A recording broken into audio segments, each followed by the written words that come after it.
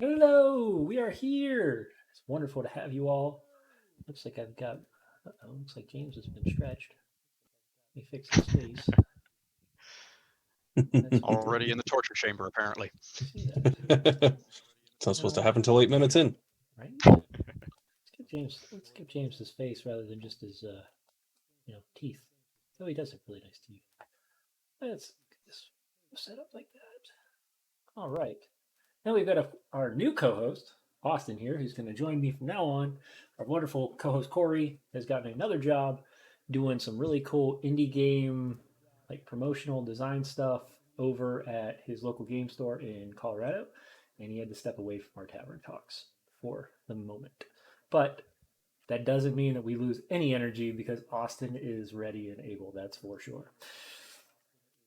So, guys, welcome to the tavern. It's a good time having everybody here. It's going to be the beginning of the year this year. We're at episode 29 of this, so we've been doing 29 episodes, bringing a guest every week to talk about D&D. Before we go anywhere, of course, we're just going to give you kind of the chance to spotlight yourself. James, share your experiences, and I'm going to ask you three wonderful questions that I ask every single one of our guests. And that question is, what got you into D&D? How long have you been playing? And when did you decide to pick up the mantle for Dungeon Master? Because a lot of people look at me and they go, how can you be a forever DM? Well, there's a lot of us out there. We love doing it, but sadly and gratefully, there's more than we can have because otherwise we wouldn't be in jobs. So, there's that. So you're welcome to share your story a little bit there, James. All right, absolutely. Thank you very much, and honored to be here. Very, very happy about that. Yeah, my backstory basically, I was about 1983 in middle school. My first year of middle school is how I got my first introduction to D&D, and ran into some kids in middle school that were, playing it already. I was 12, at the time, and was just absolutely fascinated, by when I first saw it. The artwork is what drew me in first and Okay. foremost.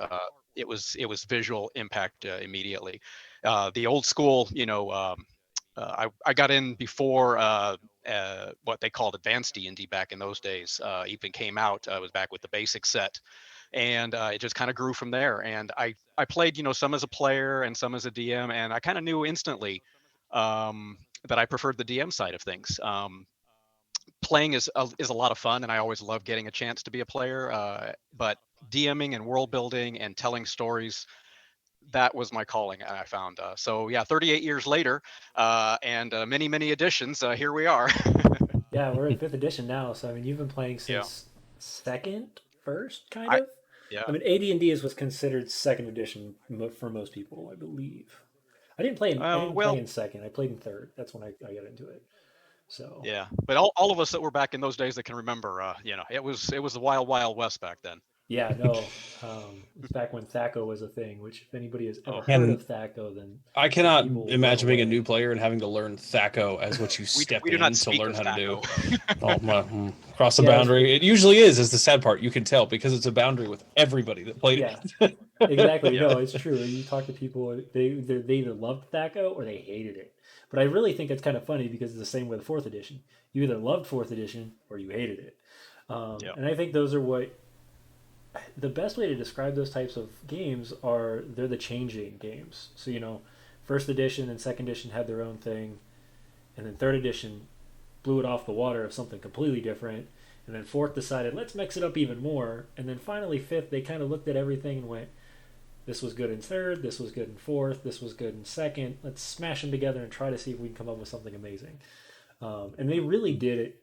In my personal opinion, they did the right. They added the right differences to fifth to make it a lot of fun for everybody, rather than just your hardcore math munchers, which is what second Mhm. edition was, in my opinion, from what I played.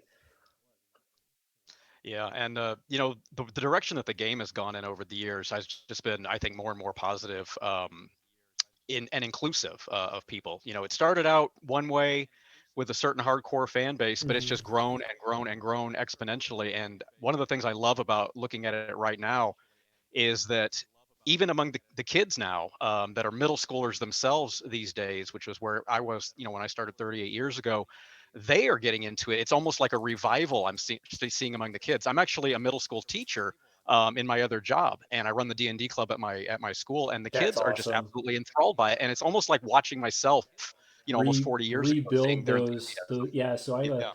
I have a 7 year old, and we introduced him to his first game like a couple weeks ago. We made it super dumbed down. We made it super easy for him. He got a dice that was his damage dice, and he gave me a name, and that was it. And we just went through a very small scenario. And we went with one of our other friends, their kids. We all played online, and he bugs me almost daily. He's like, "Dad, when are we playing again?" I'm like, "I got to get people together again. This is the hardest thing about D&D is getting people together." Hmm. So, especially at those age groups, because it was like him and our friend's kid was, I think, was 6, and we had another one who was in the 6, 7 range. Yeah. Um, but watching their minds just grow and mold and come up with these crazy ideas, like, what do you want Yeah. to do to No, this no boundaries. monster? Yeah, That's where the creativity it's lies. all there. Um, actually, I wanted to show this off. I know it's kind of goofy to do, but this was, oh no, let's see if I can see him. So this was my son's mimic tree. He made it for Oh. Christmas. So yeah, he put eyes on every single or every single cookie that's downstairs. So it was kind of like we decided to adopt the mimic very early in life. So That's awesome. I was New like, you converts wonder to the what you're fold. gonna love that until the door eats you, and then you're not gonna love it anymore. So Concept's fun. the concept's fun once it Mimics are happens. one of those things that have just grown in popularity, I think, Oh over the yeah. years, Well, and to then the you've I point got think where there's books. You've got D&D third party people that are just building a book about nothing but 100 different types of mimics. You're like, what? yeah, yeah, it's hilarious to watch. I But think we all yeah, have a story we all with have a mimic. mimics. Everybody has a mimic. Everyone has one, and we'll have to definitely dive into mimics here in one episode because it would just probably take an entire episode.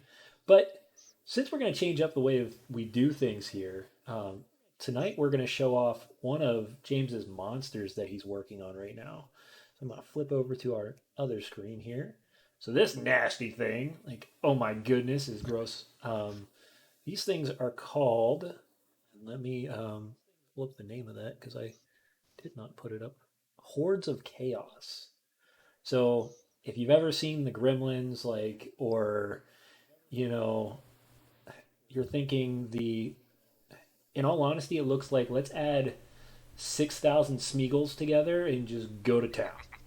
Is really what I'm looking at here, and they look hideous. So what was your inspiration here? So yeah, this was a fun one really for me when I was building it. You know how in the movies nowadays, the big superhero, action flicks and stuff, Yeah, one of the key scenes that almost always seems to happen is the heroes are overrun by like this mass of tiny little creatures. yeah, And it's a recurring theme over and over. So I had this idea, which actually went back to, as you said, to Gremlins, the old 1980s yeah. movie.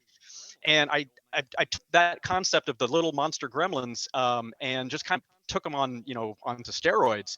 So the idea is that this horde it's actually a single entity from the abyss itself, and Mm. I have them come up out of the Underdark or different places like that.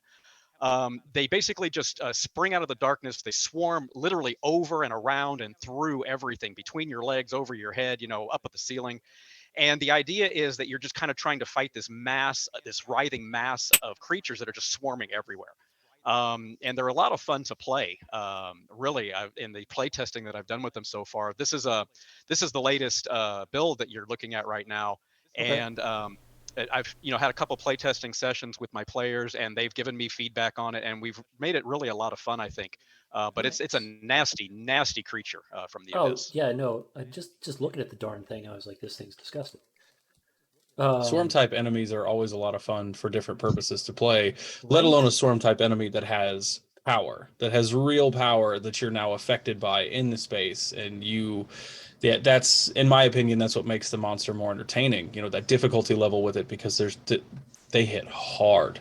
Hmm. And they're nasty for that purpose. And it's always fun as a from sitting in the DM chair to describe those swarm monsters and what they're doing and how it looks in the Oh, scene. And 100%. I just the imagery here with what we're looking at, that would be definitely a lot of fun. Yeah, no, these things aren't weak either. Like I was reading through some of the stats, and we're going to show those off in just a second. Mhm. Um, but yeah, no, these creatures are wicked. I think when I read it, it was a CR9.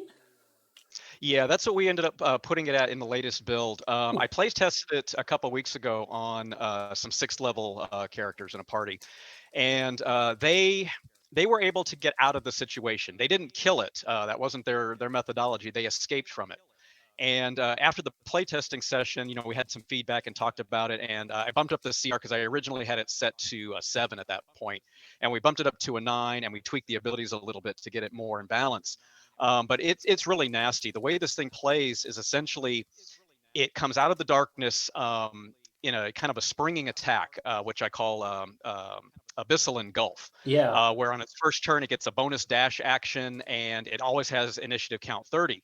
So this thing can just come springing out of the darkness before characters even have a good chance to react to it. It pours over them, and because it's an amorphous creature, it can basically occupy 25 squares of the board at a time, and it only has to remain that those 25 squares have to be connected to one another. So it can flow and shift and kind of flow around and over and through things, and it gets an attack against every single creature within its space because it's one of those creatures that can occupy another creature's space. right. So it can Yeah, hit which I was one noticing. character or it can hit the entire party on its first turn and every turn after that. That's Wow. brutal. Like, Yeah, so that was the Also a idea. little bit y'all think necessary. I'm mean about this crap? Like, because everybody picks on me about some of the monsters I run. Don't even Well, start with me now.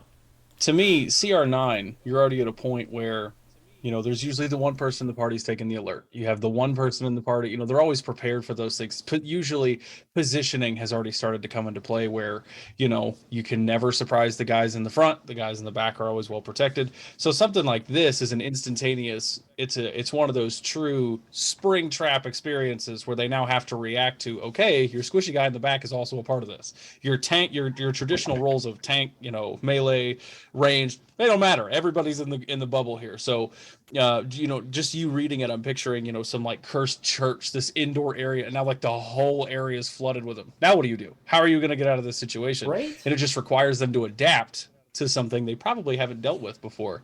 I do like the instantaneous now go of this monster. Yeah, no, I read the Yeah, that same was thing that and was I the went, that was the now intent. go. Like, I got really scared. I was like, this thing is horrendous and it's going to just rip through people.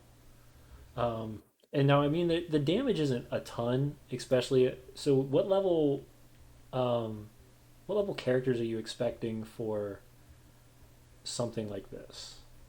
So for this, I really designed it for characters that are in that the latter half of tier two. Okay. So in that 7, 8, 9, 10 range is kind of Yeah. what I'm thinking. Anything lower than that, in the playtesting, this is a serious deadly encounter. I mean, big time. It's a TPK Yeah. if you want it to be.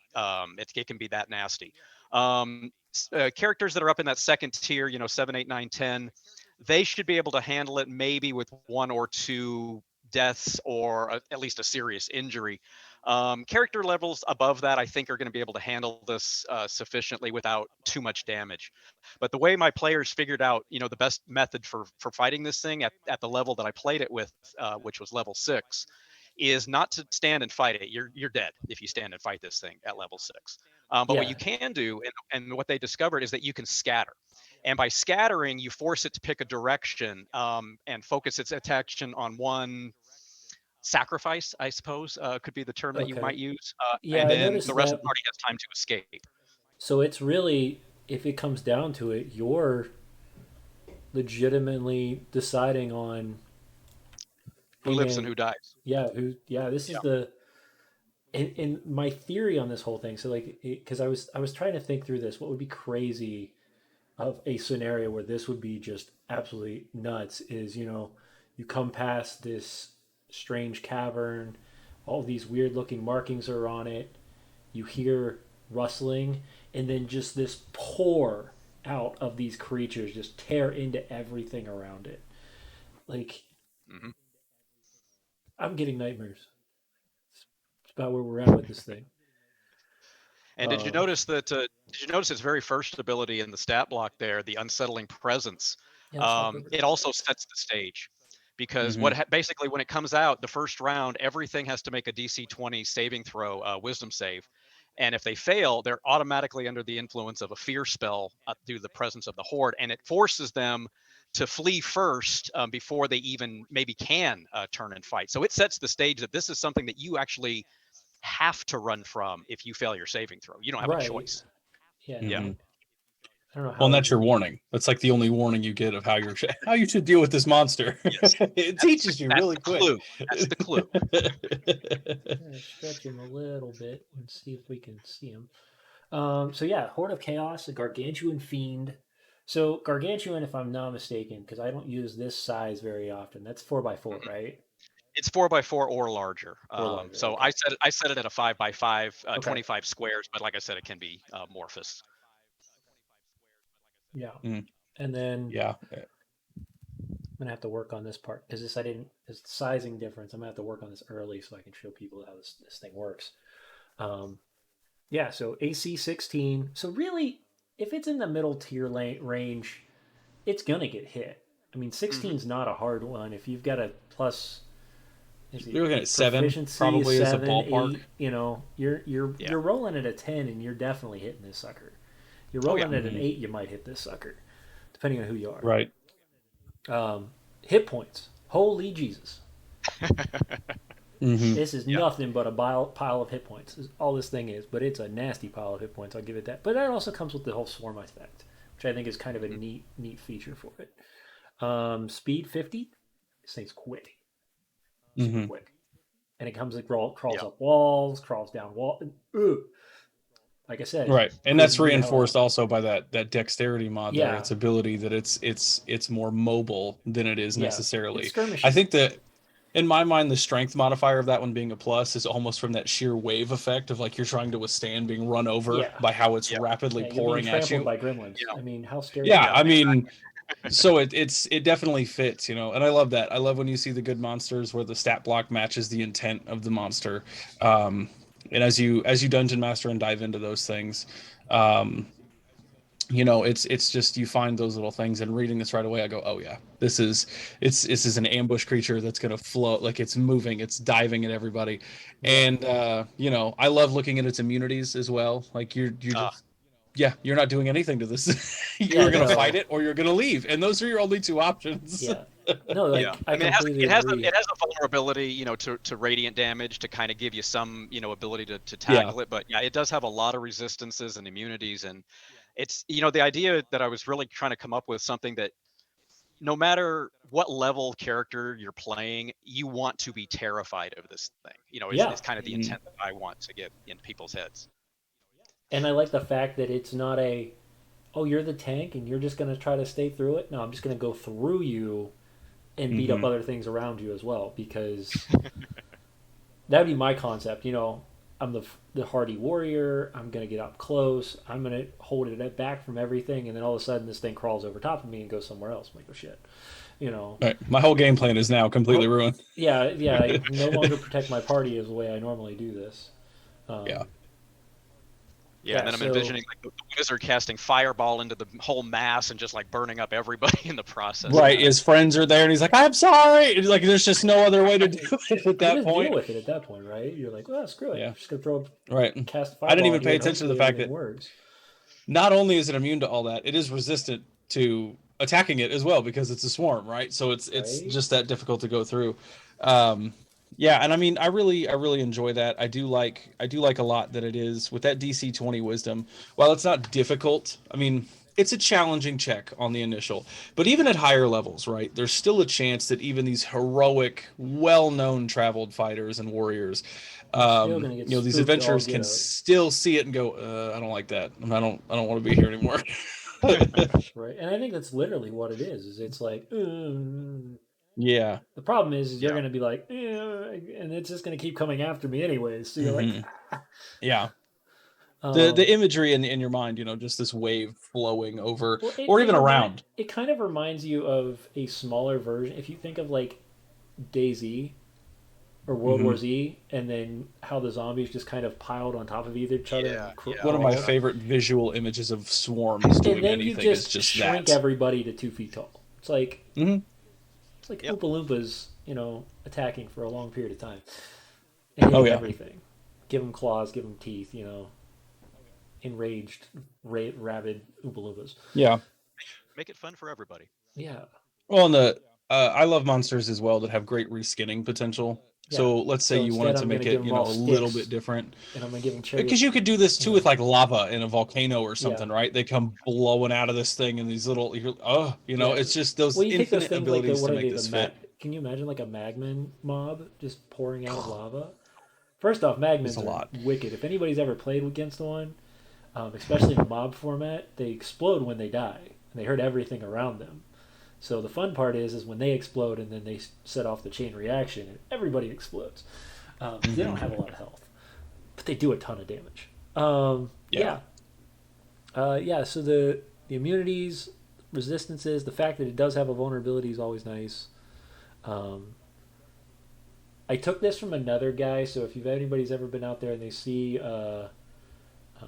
Monster Witchery, it's Brew Z does it on YouTube.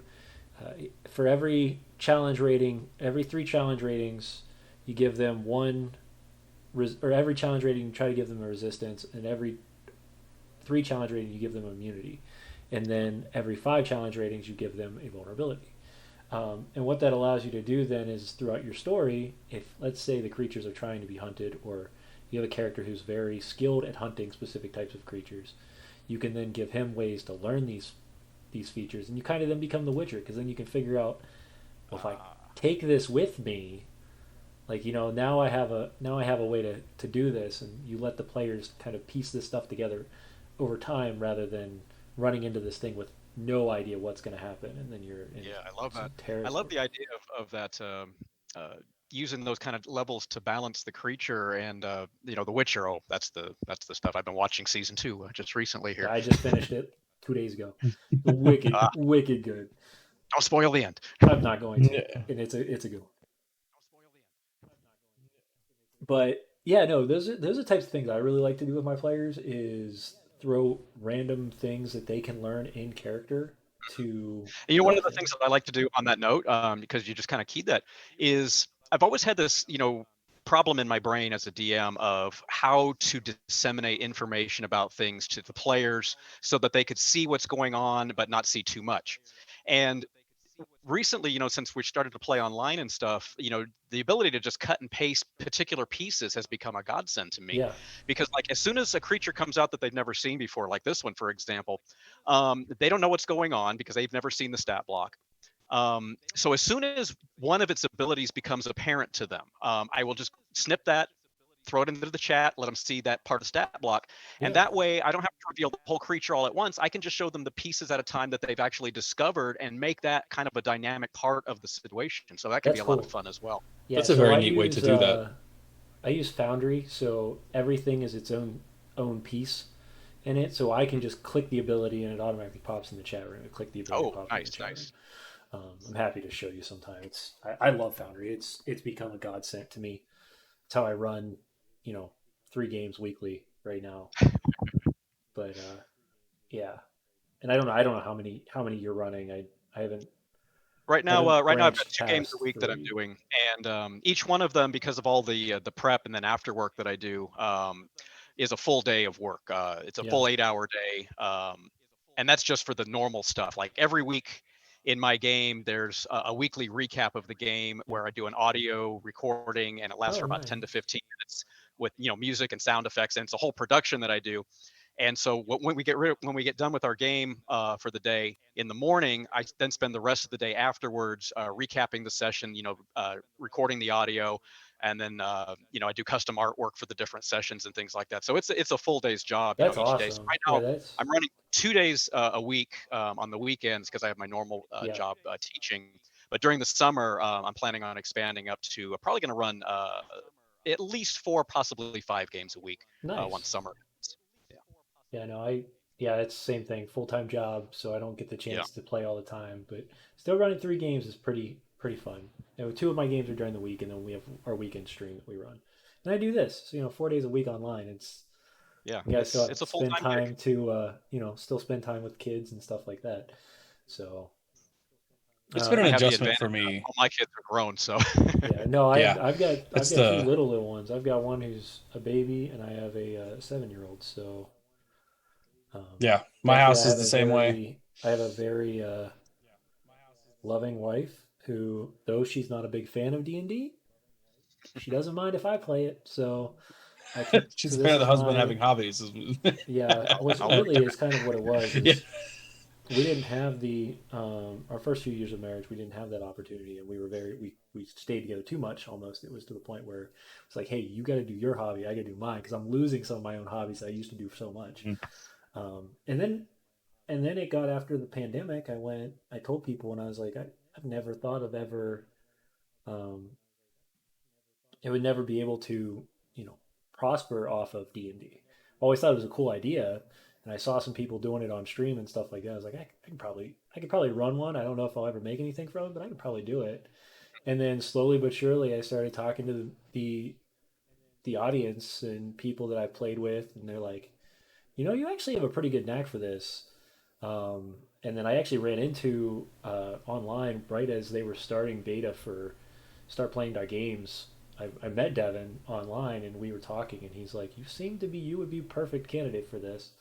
And I tried Start Playing Our Games for a while, and I wasn't getting any hits. So I just put my own little blurbs out on Facebook, and now I'm 3 games in, a year and a half later. So, Yeah, most of I these found the games start are playing side consistent. to be pretty good. Yeah. But yeah, I'm glad to hear you're finding some stuff on Facebook. I've been kind of poking into that avenue, a little bit myself Yeah. lately, trying to see, what the field looks like Really, in there. But looking for groups. People are looking, and you just have to kind of give them that. There's still that nasty stigma of paid game masters, but like you just be absolutely, said, prepared for the public backlash we because it put. always comes inevitably.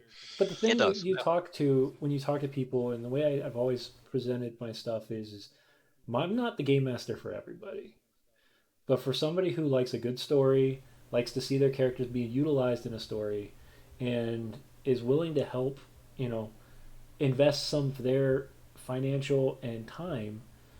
Hmm. Um, I've never had better players until I started charging, and Yeah. people are like, "Oh, well, you're just picking the wrong players." And there's a thing about investing in a game financially that puts a different investment in the player, Yeah. um, and that is something that I've never seen before, and it has just become an amazing opportunity to find people who really want to play this game and just don't have the time and energy to be the game master. And that's kind of where I come in at.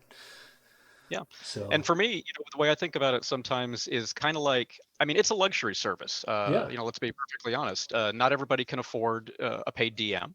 I kind of use the analogy of cooking. Everybody cooks. Everybody has to eat every day. Everybody yeah, can cook. Some people cook better than others.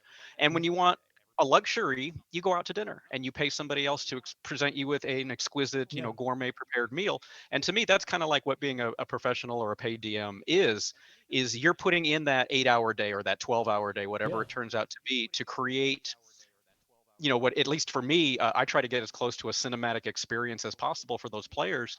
And it's like going out to the movies once a week, for what they pay for a weekly yeah. session of a game. It's like going out to the movies once a week. So it's Yeah. a luxury item, to And me. I want people to know. I don't know how much James charges.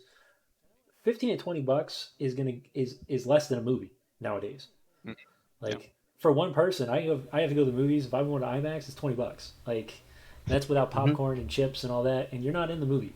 So Right. my biggest thing I tell people is if I can immerse you so deeply that you can forget what's going on around you, then I've done my job, because that's what the point is for me. That's how I got through my deployments. That's how I've got through all my military career. That's what I've Hmm. dealt with, and that's what I try to present to everyone I talk to with game mastering. Um, but yeah, this is this monster. Not gonna lie, I might have to play around with a little bit. I don't know if I'll put him Oh exactly yeah. because I don't ever use the Oh exact yeah. Kick the monsters that other tires. Like I people said, he's do. still in beta. He's still in the Yeah. playtesting phase. Whoop, Have fun with whoop. it. Sorry, go do a little party here as Brina comes and raids us. So thank you for coming, girl. Brina is a Welcome. wonderful. You want to talk about an artist? That woman can draw like crazy. She is amazing. Definitely go check out her stuff. She draws every Wednesday before Tavern Talks, and she's also been our special guest on our holiday adventure. So it's been really cool to have her as a new addition to our team for these last couple weeks. But yeah, Brina, gonna do this real quick while you guys continue to talk and grab her link so that people I know where have she's lots at. of different things that I'm thinking about doing potentially that you could see with this. And I like the gargantuan as well, Uh-huh. because it is 4x4 plus. So Yeah, 4x4 however plus. big, however big you need it for your situation, you can adapt. And you can Um, scale it too. If you wanted a tougher encounter, you could make a bigger version of it. You could make a smaller version of it. I like the scalability factor too, of that. yes. Yeah, so I think that's Yep. the cool thing. If you haven't tried them out yet, James, if you've never seen them, definitely look up the company that me and Austin both write for and Uh-huh. design for is called GUI Cube. And one thing that they do is they give 4 different ways to enhance or dehance a monster encounter every time. Hmm. Super cool. So Hmm. if you say your monster seems to be a little too weak, what's like, hey, use this to toughen it up a little bit. Use this to, and if your players are running through monsters, throw them this nasty thing, and it's been such a cool experience because even as a game master, sometimes you don't have the time all the time to think about, man, this monster's just too easy for my party. Like they're just gonna mow through it, and you Hmm. immediately can just glance down and say, okay, I can toughen him up, add 30 hit points, give him a little extra AC, boom, he's ready to go. And it's just a lot of fun. And that's inevitable. Just in Yeah, anybody here that's listening, don't ever anticipate as a dungeon master that you're going into a combat scenario, that it's going to happen as you see it with that monster. So always have those backup prepareds for, yeah, okay, they are destroying this thing. And it was meant to be, this much of the session, and we're gonna have to figure right. out where it needs to be. Um, and just as a question here, as just for those watching, as somebody who is also a dungeon master, I have never stepped into the realm of professional yet. I have a really cool opportunity eventually that I will Awesome. be professional for it. But at the moment, how many iterations of this do you think you will create until it becomes that product to which you are okay with, selling? Here's the final product of this monster. How long does that process normally take you? Y- You know, it could be a long time. Yeah. From the initial conception, to the finished product. But for me, I've been the current world that I'm building, where this one kind of came in. I've been working on it for about 3 years now, and this monster that we're looking at tonight is actually going to be part of the first commercial package related to that world that I'm ready to sell, and it's in the final phases right now of testing. I'm expecting to have a release within the next couple of months online of it. But yeah, it's been 3 years in the making up to this point. Not this particular creature per se, but everything that's led up to it. Okay. That's Okay. awesome. And it's easy to think that this kind of thing is just like, wow, he can just create that monster. 3 years ago, this wasn't an idea in your head. It wasn't a Yeah, conception. yeah. It just happens. You Yeah, build one thing and it leads to another and it leads to another. And eventually when you come across monsters, and obviously if you haven't typed building a monster for Dungeons and Dragons into Google and find those YouTube videos like you were mentioning, which every 3 levels it goes ahead and it gets an immunity or resistance, like that kind of thing. Find something that helps it stick, but do not expect yourself to create this, right day off the one. bat. It's a No, process. Yeah. It's a process. And process. you're and if you're playing behind the scenes in your table and the kitchen and you've got your friends around you and you're not trying to do this professionally, and sadly to say, if you are doing this professionally, sometimes you're gonna make a mistake and it's not gonna be as easy or as hard as you think. There are ways to jump on the fly and do some things that make it so that it's still cinematic and exciting and narrative based. And those are huge things that you got to think about when you're playing. The Like I said, this monster could be a deadly encounter, deadly. Um, Mhm. Hmm. If but you you want a also there's TPK, just way. throw it out. Yeah, exactly. You want Right, here you go. TPK, and it's a level 5, level 6 area. Guess what? Yeah, this thing's dead. Everything's dead. Hmm. Um, And some groups love that, that's to yeah, feel that out. They love that challenge.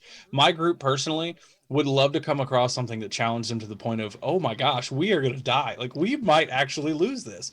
But some groups You know, again, that's the important thing Yeah, about monsters is know your audience for generally all of them.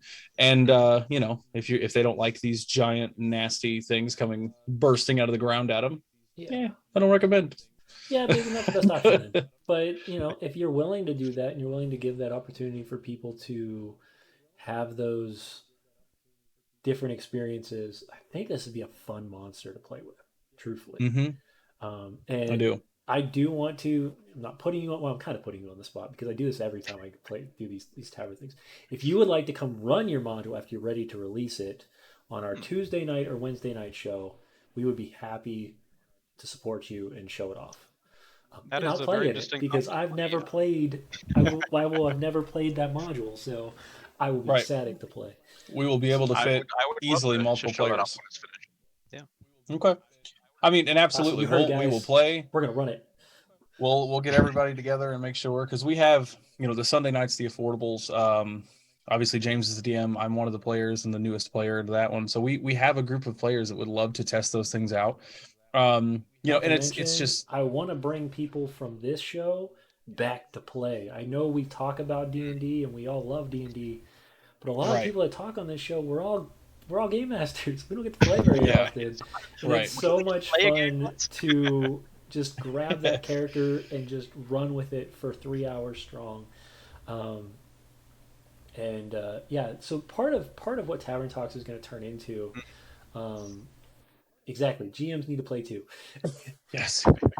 And that was supposed to happen, but we ran into some difficulties. And instead, we're playing through the holiday adventure for Guiki, which is a lot of fun. But one thing I want to do with Tavern Talks this year is bringing our guests back to play games with other guests.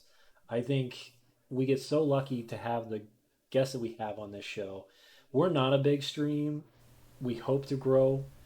We talk a lot of D&D, but the only way we can keep growing is if we get the support from the community, both financially and just blasting our name out there. Um, and the names we've had on this show have been astronomical. I mean, we've had Devin Chulik from Start Playing Games on the show. We've had Kevin Parr on the show.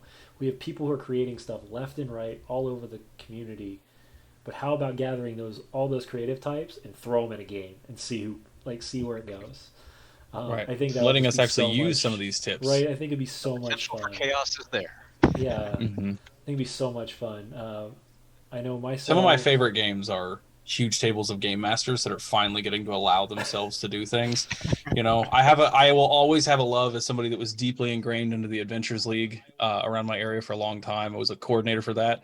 The brand new player always brings something that's very, very fun. And then the really experienced like dungeon masters, it's like, I've been thinking about this build for 3 years and I finally get to try it. The 8 of those Yeah. at the table are always good. Yeah, My favorite DMPC. Now I get to actually play it. right? Right. Yes. Yeah, and maybe I have to level him down a couple levels because he's the NPC that runs most of the party. But I can Yeah. still play him and kind of feel him out a little bit. Um, Austin was going to run and I guarantee we'll get back to it, Austin, where you get to run your adventure. Maybe it won't be Christmas this time. You have to come up with a different holiday, but Different theme, but we'll figure it different out. theme. But we can reskin things real quick. I mean, I created a battle master who was just a war. I mean, he was and I'd never played battle master before as a player, and I was like, oh, I'm so excited to play this character. And he was very similar to who I really am because I'm military, so I based in military. He was going home for the holidays. It was so much fun to think the character through fully.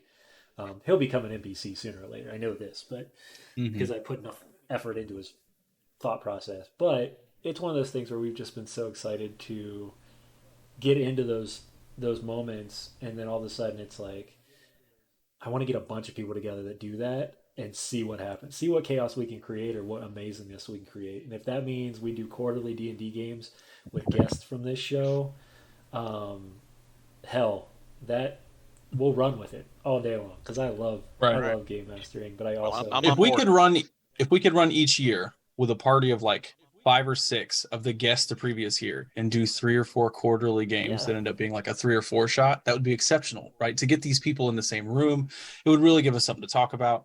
And Yeah, it's the relationships. It's yeah, building these things. We genuinely enjoy the people that come on the show and are willing to talk to us because we all want to talk D&D. yeah. And, love my Not to fiance mention, to who death. I doesn't get can't to go, like? We've had hey. guests from like other countries to come on. I would love Oh, to play yeah. with an English person and a French person and be Oh, like, because you don't ever get to play with them.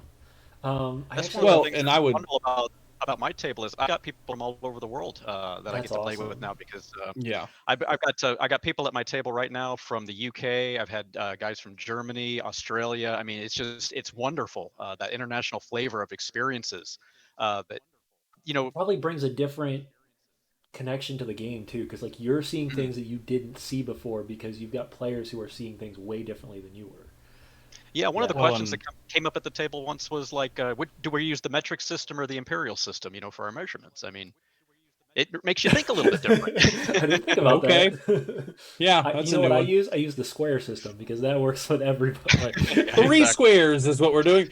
Square. And like we had the guy that's the number one seller on DM's Guild, he's got several of those. We had him on here and he's from we found out this incredible little community in like Italy, and Yeah, everyone around him that's there creating are all like they have their own companies now. They're all publishers now. They're all because there wasn't anything there.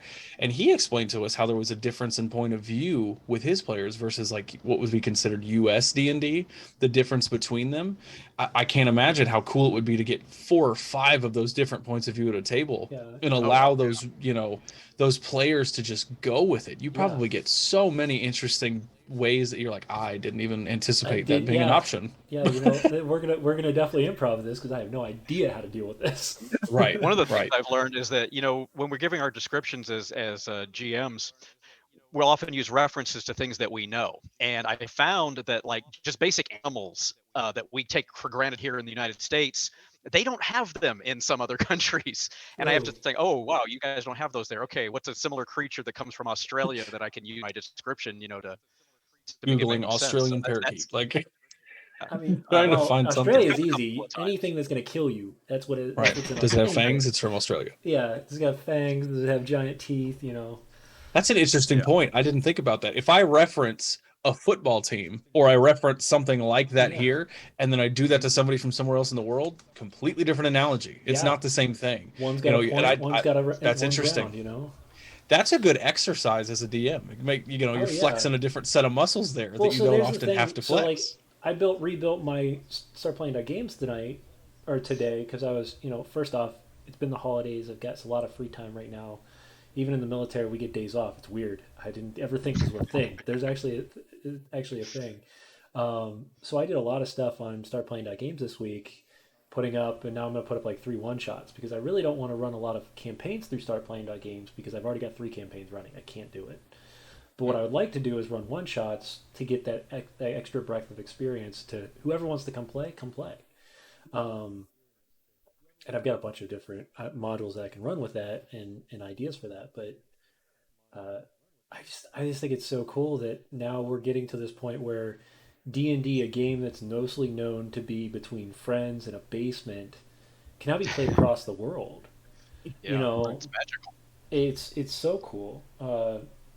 And it's so inclusive now to learn. Even when I was in Korea with other military guys, I mean, the military is one of the most, and personally, one of the most inclusive places I've ever been because you're going to find all sorts of life that have joined. Um, and the people I was playing with, especially deployed, we played with people from all over the world.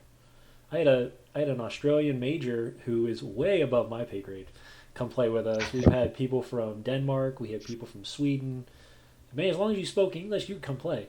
And if you didn't speak good enough English, we'd figure it out because we didn't care. You We, speak Elvish. yeah, exactly. You're Yes. speaking Elvish then, Uh-huh. huh? Yeah. Never You learned always common. speak It's fine. Elvish. Oh God, that's not good. Right. But Yeah. It's been very fun for me personally because of that. I am a peaceful person. I am very social. I love meeting people and being out.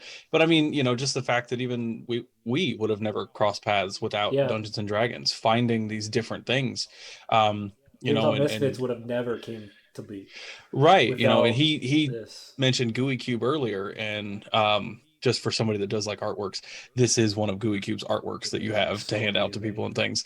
But that's what it was, right? I'm like, that's a really cool picture. And then I go, and then it's just all these online communities and these discords, and you can message somebody. And even if you're looking for a free game, I'm just trying to find something to play. If you Yeah. have the ability to use a Discord or a Zoom or even, these free things, you can find almost anybody with a roll 20 count that wants you to come play, and they're not going to charge anything. Even if you're just looking, they just want to play the game.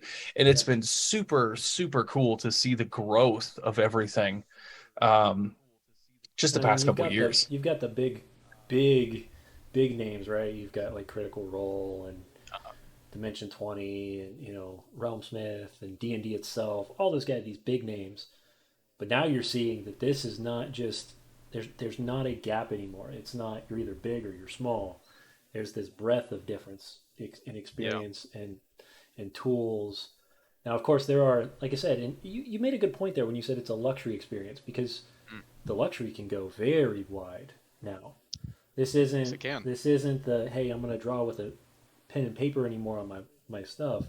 You've got people that are buying massive dungeons and Oh yeah. terrain, and they're building Printing it all. custom miniatures Yeah, and, custom 3D yeah, miniatures. printing is going to be yeah, so, it's the huge. more that 3D printers become accessible, and The more D what and is it, D gets STL accessible for files, everybody. the more, Uh-huh. because I Yeah. mean, we all see Dwarven Forge, we all see these terrains that are immaculate, and knowing what it takes to make those And things, we'll they're never worth beat that them, money. but you don't need to. They're That's the point. worth, right. I don't want them to lower their price only because I know somebody spent the time hand painting that I could never do, Yeah, but Yeah, it's fine I could art. 3D It print really something. is. It is. It's a fine art that I get to touch. Yeah. I That's first that's got my that's the best part. experience. We get to play with our artwork in this game, Yeah, Right. See, I yes, mean, it's I great. got the experience the first time at Gen Con, um, for a couple things. One, I had never been to a con strictly for tabletop gaming, and it was super cool that my first con not only was I tabletop gaming, I was GMing at the con, which it was blew my mind. I was so excited. It was like a dream come true. Um, and the second thing was is when I got there, they were doing a game show, and they had this massive dungeon set up in Dwarven Forge. So this is my first time I've ever seen Oh, Dwarven Forge, and I was like, I get to beautiful. play on this. Like, is this real? Mhm. Like I've seen it on videos, but I've never seen it in life. And then we got to Yeah, piece them the game has together. And has matured so much Mhm. since the early days when we were just kids, with a sheet of paper and a pencil and a couple of dice. I yeah, mean, Oh, the absolutely. explosion of the maturity of this thing is just phenomenal to watch now. yeah. But it's funny though Mhm. because you see where it comes from. It comes from those hardcore D&D, hardcore role playing fans that were those kids. We were the ones drawing the boards when we Yep. were little kids, and now we've got the money to change that up. Oh, we lost our co-host. Uh-oh. Your video popped off. Perhaps he got swarmed by a horde of chaos. Oh, not good. Well, he wouldn't be speaking then. Yeah, it Maybe a would be swarm bad. of like rats. That could also be bad. That could be bad. Yeah, for level one Hey, speaking characters, no, on the not a good PGM idea. thing, quick question for you. Sure. How, since we have been talking about this idea of this thing that can be a TPK if you want it to, um, and as a paid GM, how have you found that players have reacted to the fact that their characters can die on occasion? Because I know there's been, some people that kind of get the attitude, well, I'm paying for it, I'm the hero, you can't kill me kind of thing. How has that, have you had any problems with experiences with I've players had dying in your game? so my theory on that is I have two steps with that. The first one is I call training wheels levels. So that's 1 through 3. Hmm. Almost guarantee I will not let your character die within the first 3 levels. And I tell my players straight up with that. I said, what your job is from levels 1, 2, and 3 is to learn your character, to learn the party, and to learn where you are in this world. After 3, the training wheel's got to come up, and that means that combat. But the other problem is normally 3 levels takes 5, 6, 7 sessions. So you've gotten the experience you need to understand your character. And not to Hmm. mention, finally, level 3, you're going to get those new special abilities with some of these classes. Right, So, right. you're getting your archetypes, you're getting your college, depending on whatever class you're running. Yeah, At that your point, first big then power ups. I tell people, I was like, the only way your character is going to die is one of 2 things. One, you make a really dumb mistake, and I can't save that. I was like two, or it narratively makes sense.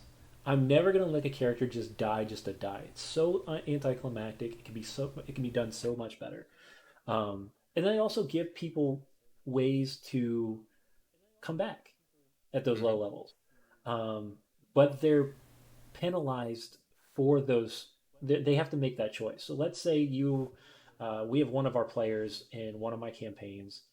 This was before I launched online, but well, we were online, but we weren't pro gaming at the time. Uh, Hmm. he came in as a paladin. He got into a nasty fight. He chose to stay back and let the rest of the group run out of the party. He died. They carried his corpse back to the city. They only had 500 gold for the reward, and it's 500 gold for the resurrection. You choose. There you go. And actually they had less actually because they wanted to buy something. I said, well, you guys can do that. I said, but there's consequences if you don't pay the full amount to the cleric Mm. to bring the guy back.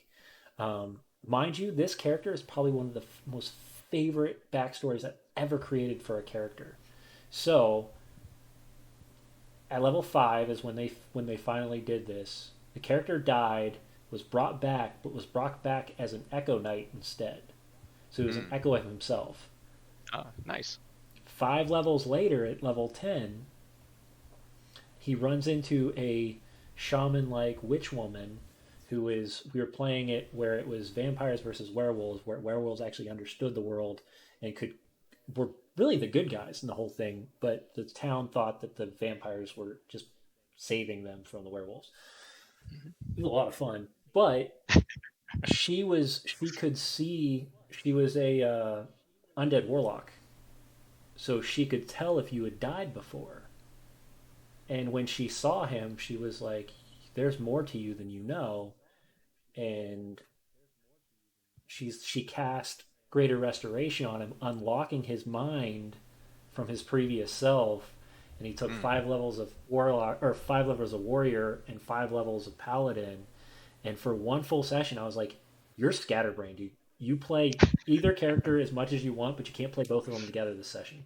He had so much fun with this. Yeah, We that's had fun. such an amazing time with it. It was an awesome experience. That's cool. Yeah, I had a fun one the other day. I mean, it wasn't fun.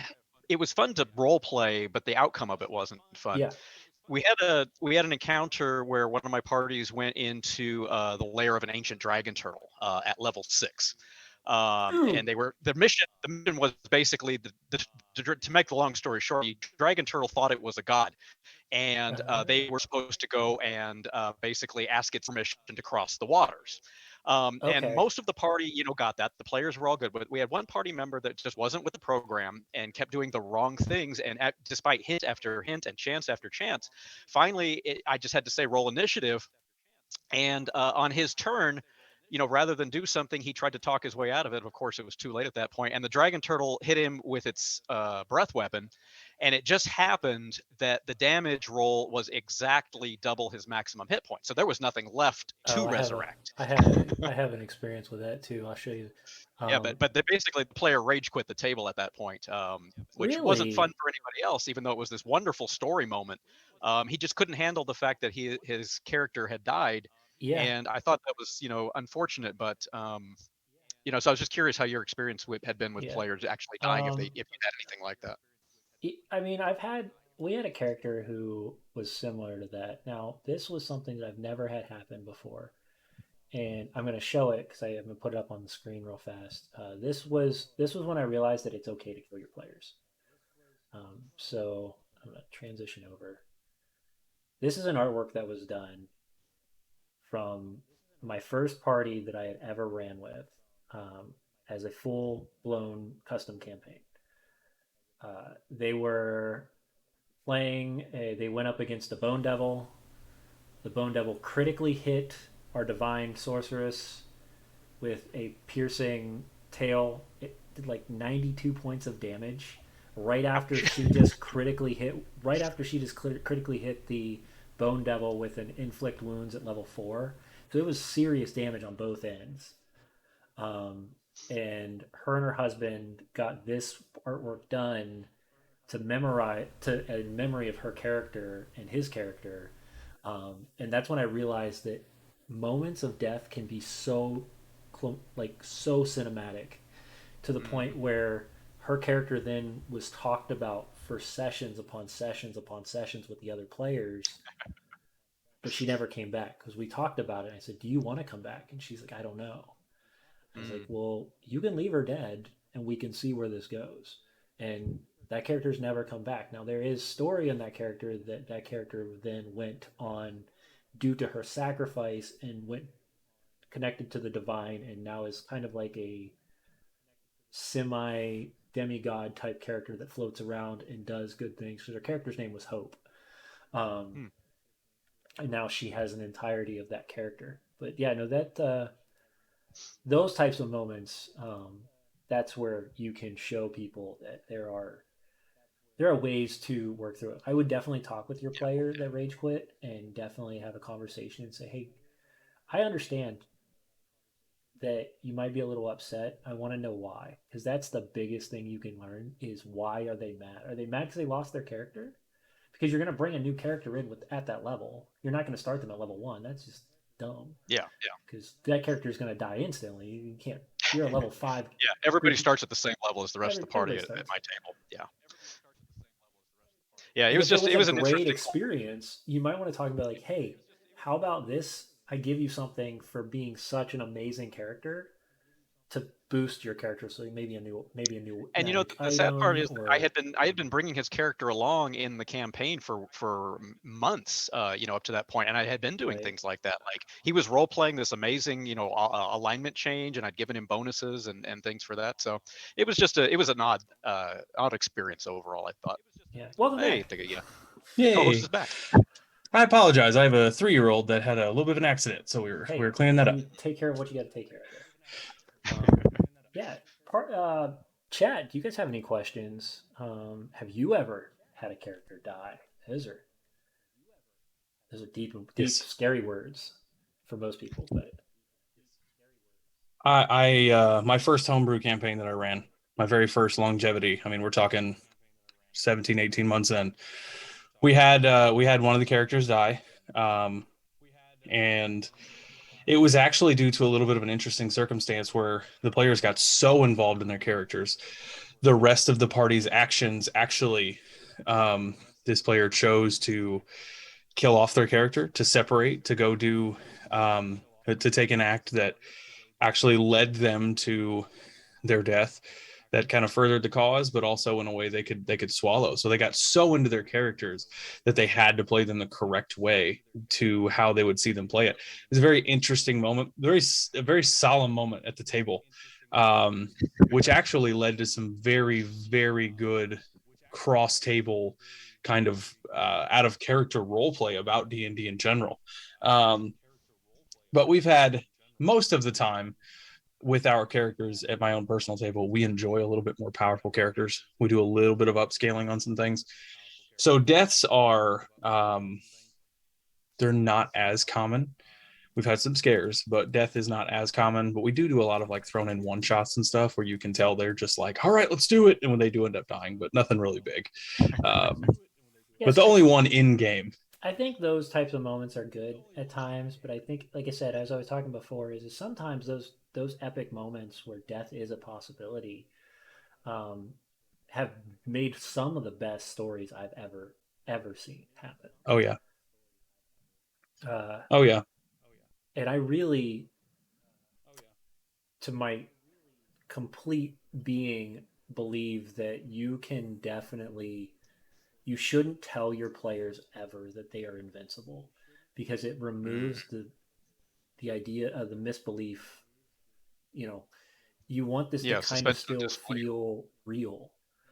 Mm-hmm. And one of my main well, I wouldn't say dreams because it's happened many times, but one of my main goals in games is to watch a person jump up when their character does something, or watch a person start to cry when their character talks a certain way, or something happens in the game, because then you know you've hooked them. You're not just playing this game anymore. There's more to it. There's more emotional connection to it. And those types of experiences to me have been one of the best moments of my gaming career. And like I said, the picture I just showed off of the divine sorceress dying and watching the rage come out of our barbarian uh, minotaur as he picks her up and runs out with her without any sort of remorse of anybody else around to finish him off. And it was intense. Um, and that was Yeah, a I can weird hear it just from you party. describing it right now. What's Mhm. that? I can hear the intensity just from you describing it Yeah, right now. it was great. And the crazy thing was, is that was playing with a lot of very different players. We at the time it was the first few. It was the first campaign my oldest son has ever played, and he's 15 now, so he was 14, I think, when we started that one.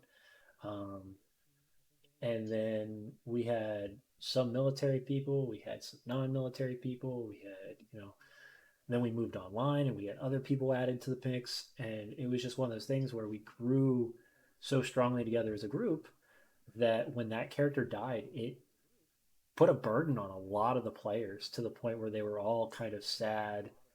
And the hardest thing, I would say, the hardest thing that I had an issue with is making that secondary character that person's bringing into the world feel just as exciting as the one that left. Yeah, yeah, That's That's difficult. the hard part. It's not making the death feel weak. It's making that new character feel loved and life breathed into her or him, yeah, and getting yeah, them back into the swing of things. And a lot of times you have to make big moments in the entrance for those types of things to happen. Personally, one of my favorite ways to do that, just off the cusp Yeah, here. man. um I had a group that did that where one of the players died and they really were just at a loss, so we actually brought the new player in as a child at level 1 and had two very powerful moments that jumped them in level to get them back up to the rest of the party in the following weeks. And it allowed the party to develop like a protective, had their own story, but it also allowed the player to kind of experience a little bit of growth up Yeah. to current. um it was, get to and play with their abilities a little bit. yeah, and the first combat where there's a level 1 and everybody else is level 12, let me explain how cool it was to watch everybody else go, no, no, no, no, you stay away from that corner. Like, it was Yeah, very cool. get But thee there's behind always me. ways to do that. Um, so I guess just don't ever be afraid to try something that you've never heard of before to bring somebody in, because it could work. And there's really no, wrong way to do that. It's just it's hard. It's hard to Yeah, get all that emotion back into another after the first one. You've invested time, energy, love, yeah, effort, and it's like, well, that's done. And yeah. now you have to Possibly figure out how months to or do it again. years of Oh love given yeah. to a character. Oh Possibly. yeah.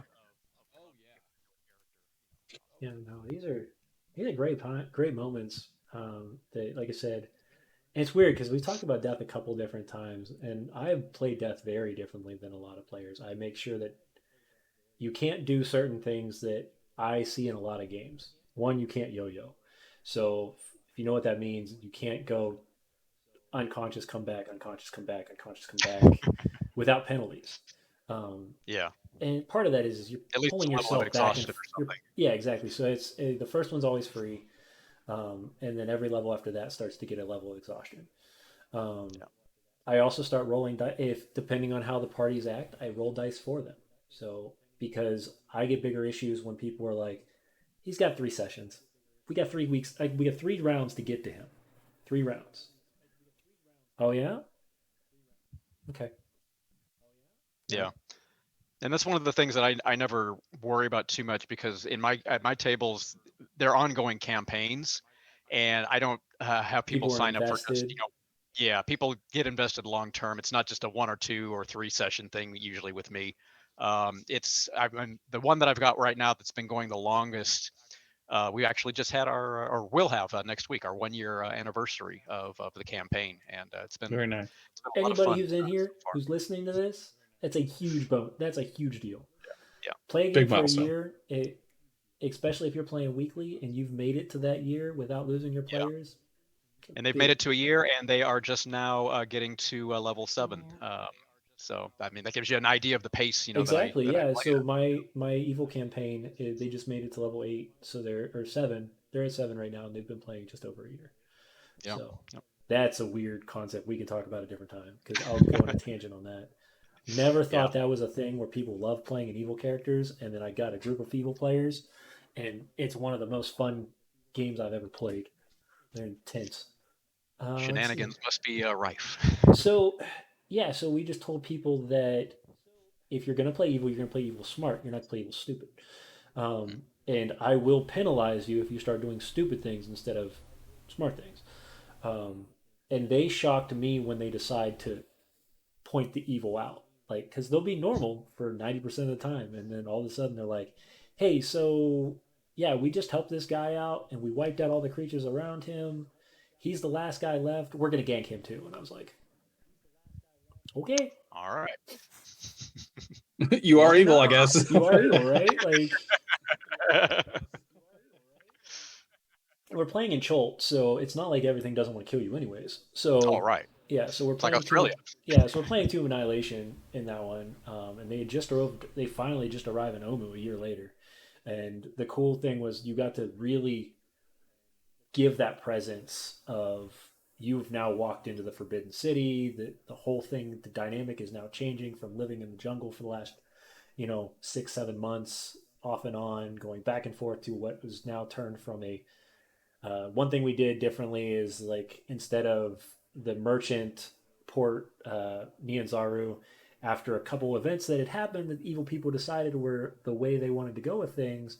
Well, now it's a militaristic like ran merchants port because they had need more protection and all this stuff. So they had worked through a lot of things that way. I'm going to read this real quick. I had a beloved character die, the only survivor from the original party, but the DM and I had planned privately have if she died. I had to roll a D100, and if I got 100, Poseidon intervened and she would be saved by him and brought back as a Tempest cleric and his champion. I was legit in tears when I rolled the 100 in front of everyone. No one knew Oh, when it was what it was for. In the next round, she was struck by a massive lightning strike and was reborn. that's That awesome. is epic. That's awesome. That's a only in D&D moment. You're Yeah, not going to but get that Right. playing a video yeah, game. but You're the not going to crazy get that doing thing, those other exactly, things. you're not going to get that. The other cool thing with stuff like that is that those are the moments you will remember for life, Forever. ever. Yeah. You chase those. You You chase chase those that moments. experience Yeah, when you play these games. As a dungeon Yeah. master too, you know how incredible he felt that this obscure thing over here, he's like, all right, this might happen, and it happened. He's like, yeah, oh, Uh-huh. right out of the gate. That was automatically the best. Yeah. And I, That's I, the kind I of stuff can that just has to become lore. Oh, it's gonna be story, and everybody at that table was up. They were cheering, like everybody was yeah, excited when they found out what that was. That was a great moment for everyone, and I couldn't imagine being at that table just to watch. Yeah. Those are the So kind of cool. moments you wish you have a camera yeah. And you just for that, throw like the 40 table at that point. seconds. Oh, You're yeah. like, Yeah, it'd be great. yeah. See, those are the moments. Like I said, those are why we play D&D. Those are why Oh, we yeah. do what we do as game masters. This is why we put hours upon hours upon hours of work into our games, is to make people have moments like that that you Yeah. can talk about for life. Yeah. Where they laugh and they cry and Yeah, it's real. exactly. Mhm. It's Yeah. real. It's not. This Yeah. isn't just a game. I mean, I personally I don't play video games very much anymore. It doesn't. I can't get. I can't do it. I watch a lot of TV, but more so for inspirational ideas, or if I'm writing, or if I'm stuck in a slump. I've been trying to get back into video games a little bit, kind of for that same reason, because there are a lot of really good games out there, but it's just they're not doing it for me the way D&D has done it for years, It's done the because same for it's me. it's so much different. I played video games professionally in college. I got to travel the country and go to LAN events and things like that. And if I do play games now, it's almost exclusively like first person shooters that have no attachment to anything long term. I can't do it. I can't do the story mode games because I'm like, I don't like this. Like, I don't feel as invested. I don't feel like, if your Yeah, character dies, I can load back in, like yeah, that kind of stuff. So I definitely understand that point. But it's incredible the connections that you develop to these 100% fictional people. Hmm. And it's you can't, for me, we really found out at my own table as well, the creation of the character. Which, and a lot of people too, several of the players don't fully understand. If you create a monster or you create an NPC, there's some of them as a dungeon master you just fall in love with. You just want them to be in the game more because you have so much fun being that person. Mm-hmm. So everything came out of somebody's heart and mind and effort that's personal to everybody there. So it all matters. It matters. Yeah, Every little absolutely. detail, down to an accent, a silly accent that you might think is bad, is still going to mean something to the people at the table. Yeah, so I'm going to Yeah, show that's you. Is we're going to start unless the chat wants to talk, because if y'all have questions, throw them out. Um, and always have. And D&D is like collectively writing a story, and you never know what someone else is going to do. But dang, I completely agree. It is Mhm. reading. It is writing a story together in many hmm ways. Um, One of the cool things, and like I said, I'm going to throw these guys out there, partially because we work with them, but otherwise, but also because this is one of the coolest things I've ever had happen in a D&D game, where I was like, whoa, I didn't think other people thought like me, but now that they do, I have a whole bunch of stuff to play with. So I'm going to pull a character up here, and I'm going to pull up, actually, I'm going to pull up a bunch over, and Austin knows exactly where I'm going with this. Um, Maybe. is So this character right here, right? I have a portrait. If I don't want to look at his name, if I don't want to look at anything else about it, I have a portrait now that I can now create a character behind, and I have use for it, no matter if it's the one that was supposed to be used for this character or not. And GUI Cube does this left and right for any of their characters. This is what they do. They come. Their box kits come with anywhere between, oh goodness, I don't know, 70, 30. I mean, 30 I was to gonna say yeah, just 30 to characters 50 alone. characters alone. Like here's another cool one, and I can literally go. I've got, partially due to working with them, uh, I have a absorbent amount of character art that I can utilize. Uh, Mhm. let's see here. That was what originally drew me to Cause anything that had to do yeah, with GUI Cube was like the image behind me or the face that he's putting up there. It's nice as a dungeon master. Like you said, you create custom artwork. There's a reason for that. You know, yeah. you can explain He's super things cute. all day long. He's super The cute. second that you can say, look at this and show them this item, you see yeah, them get more involved because you can't expect everybody to have that exact imagery of what's going on in your yeah, head. And um, it also gives you some different variations of things when you look at an image, right? Because maybe you didn't think of it, but if you see an image with like a cool outfit or something, you're like, oh, that could be neat. So it just Oh yeah. gives, and as every good dungeon master, in my opinion, you show them an image like that, and they're like, man, that necklace looks like it's a part of whatever. And you're like, heck yes, it is. Yes, yes, of course Of it course is. it It's is. exactly what I had planned. One of my favorite things to do during game is, I do all the custom artwork and maps and everything for my homebrew world. I will put a lot of stuff into the maps, and then every once in a while, one of my players will be looking at a map and they'll see something that I just kind of threw in there, just for decoration, but they'll kind of point it out and I'll be like, yeah, that sounds like a pretty good idea. Okay, yeah, there is something right there. And then Uh-huh. Right? there's been entire adventures that have developed out of a little detail like that in a piece Oh, of artwork. 100%. Yeah, Right. yeah, Why it's is so there a much mountain fun. out there?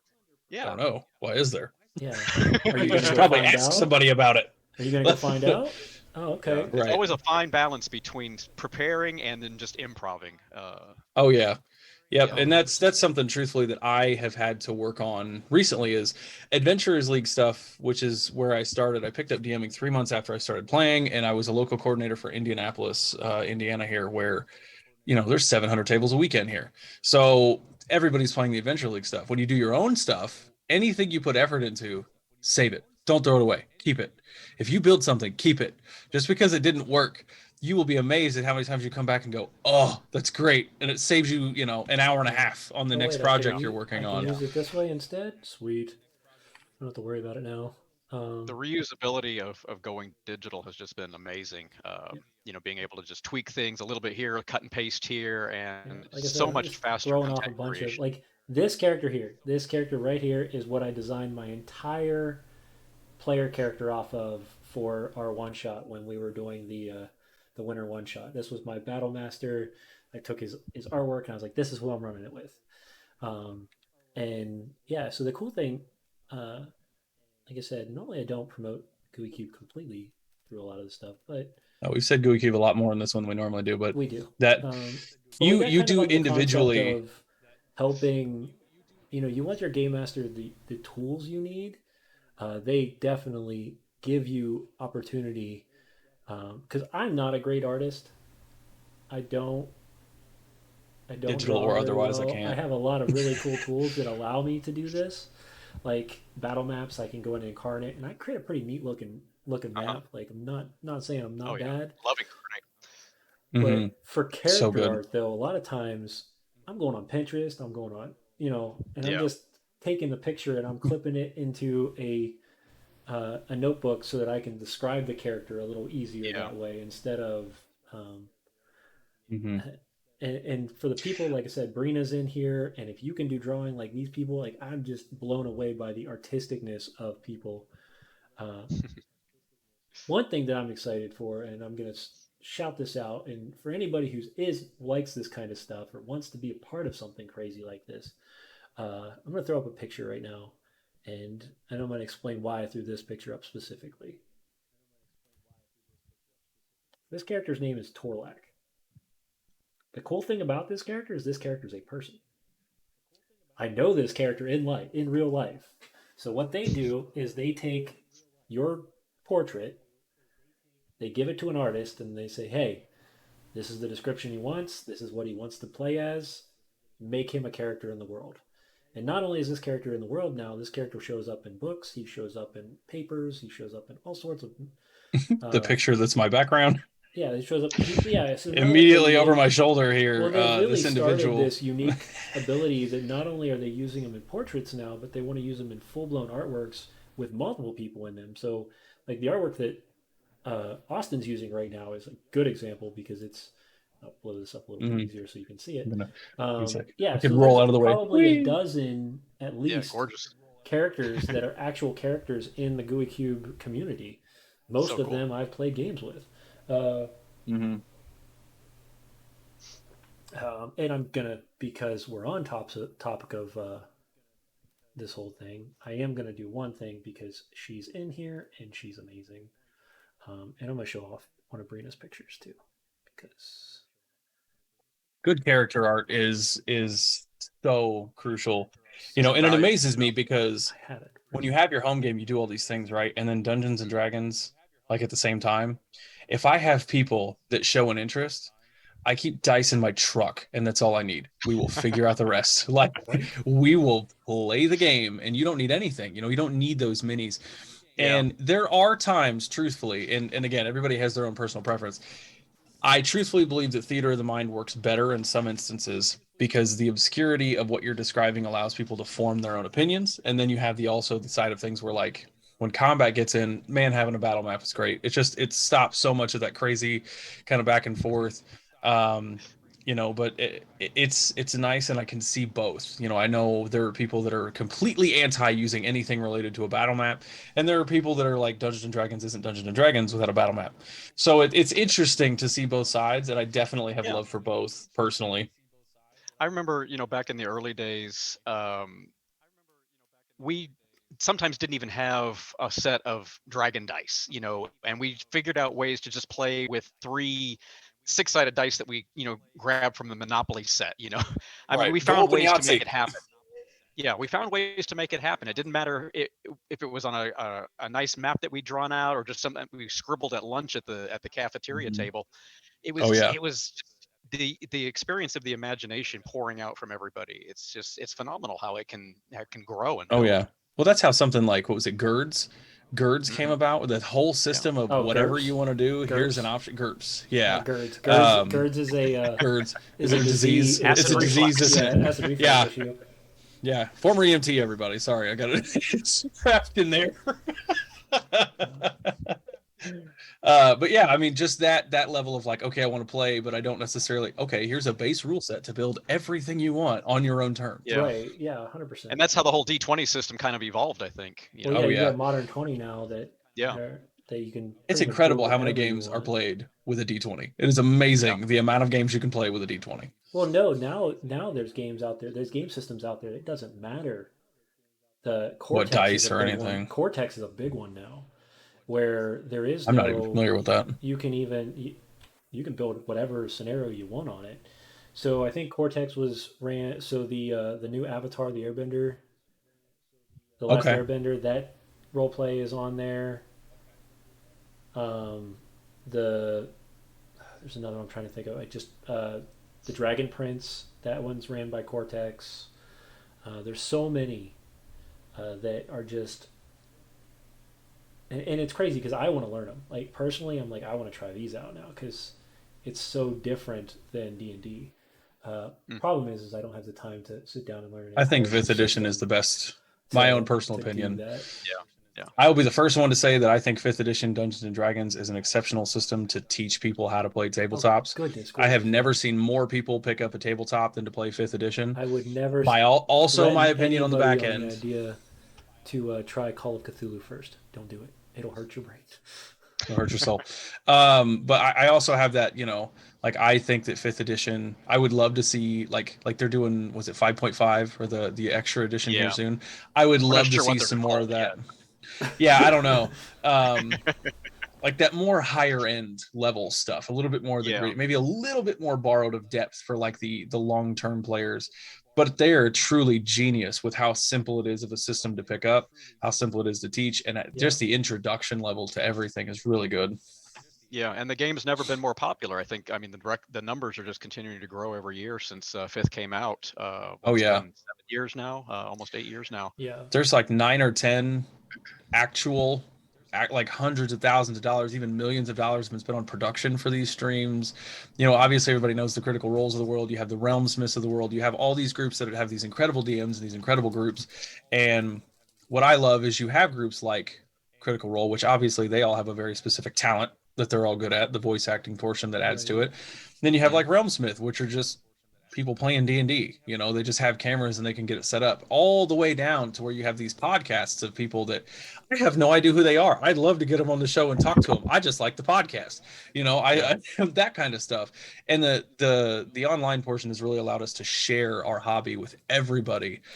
And I never get tired of hearing about it. I never get tired of hearing about D&D stories of how much fun people had.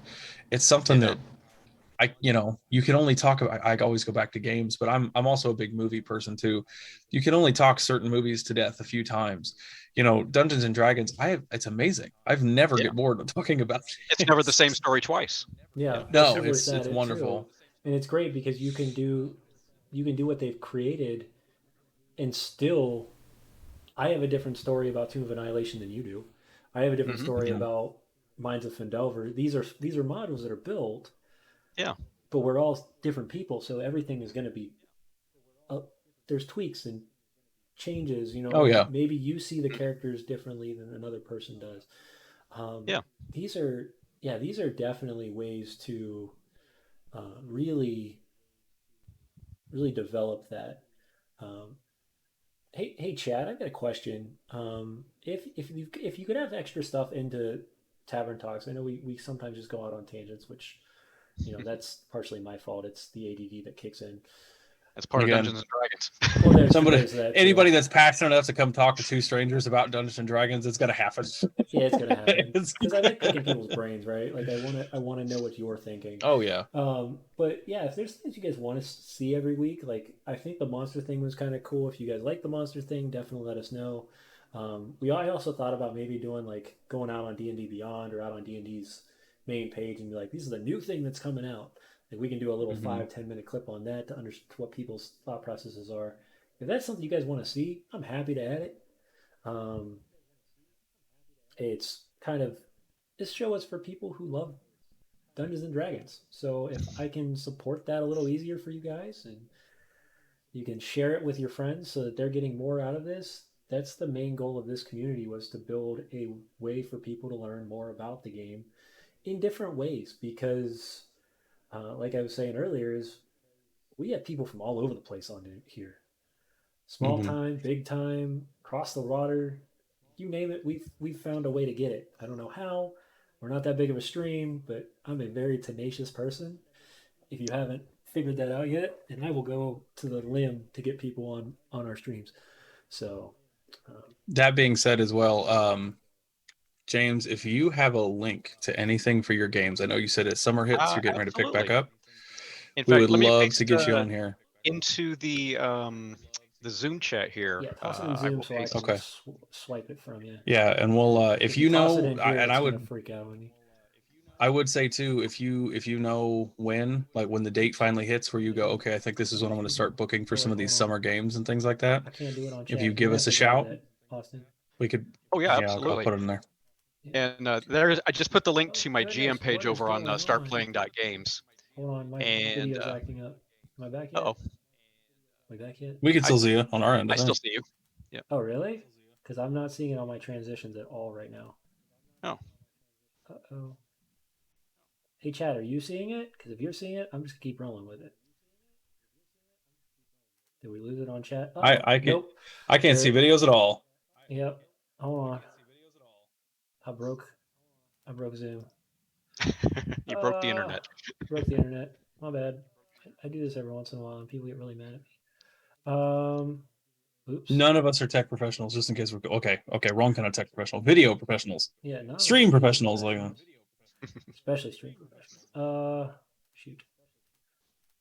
Wow, I have not done this in a minute. Give me a second, guys. Let me see if I is can. there? Do we still have audio? Can they hear me? They can hear us because if they couldn't hear us, they They wouldn't get to can. talk to us. It's theater All of the right. mind stream. Yeah, we're theater of the mind. It's a new tactic. Yeah, And let's that's see if I. perfectly fine. Most of the time on my games, I don't run video anyway because it slows down the connections for most of my players. So we just run Yeah. voice only and audio visuals.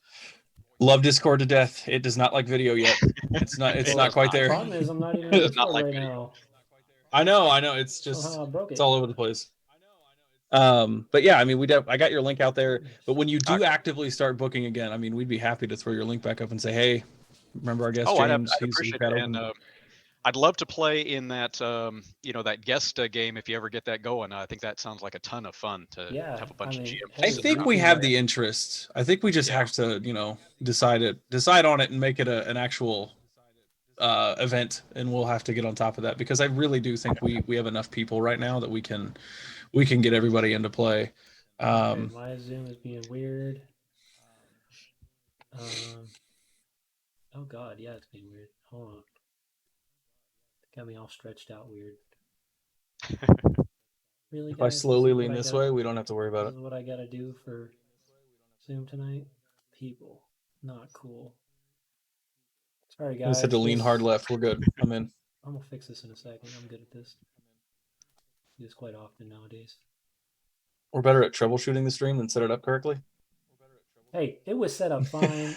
I decided to quit I always say chat. technology is the most amazing thing in the world until it stops working correctly, Yeah, and I then it was good becomes the That's on most infuriating. I frustrating. was good on chat, and then all of a sudden it was like, hey, let's just blow it up. I'm like, oh crap, I shouldn't have done that. Sorry, we'll get to fix 2 seconds, guys. We appreciate y'all hanging in there tonight. Yeah, Going on especially 10:30 here. blue on. Yeah, I mean, thankfully it's 10:30, so it's like we've been on an hour and a half. Of course, something had to go wrong. Right. That was the universe's way of saying, "Shh, it's supposed to be an hour show." Yeah, it's supposed to be an hour show. Yeah. A little bit over the time slot here. It's okay. That's all right. Actually, we're It's doing part of the game. about an hour and a half normally, and then we Yeah. started doing. It really just depends on if we have other things that we got to take care of after work. So after our stream, there we go. We're back. Yeah. I did it.